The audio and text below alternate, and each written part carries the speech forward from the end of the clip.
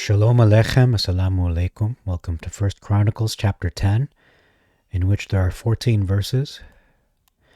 Beginning in verse 3, we see prevailed versus went sore. Verse 4, mock versus abuse. And in all honesty, I believe the Masoretic is more accurate in terms of what was done in terms of mocking. It's not simply making fun of or humiliating. It's more than that. To abuse, thrust through. We actually see this being practiced in the Middle East. That their victims are often humiliated, often sexually abused. The R word, R-A-P-E, that's what they're doing. So that's more along the lines of what abuse is. It's sexual abuse. Mock just doesn't encapsulate the full meaning of the word or the full meaning of what is intended.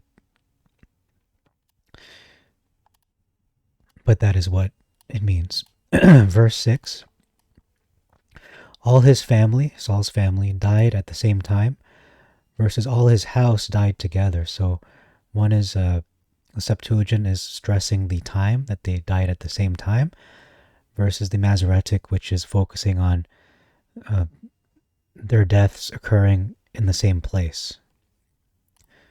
Verse 7, Israel versus they.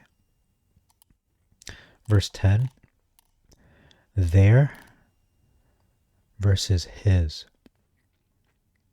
So this is talking about Saul and his son's armor versus only Saul's armor.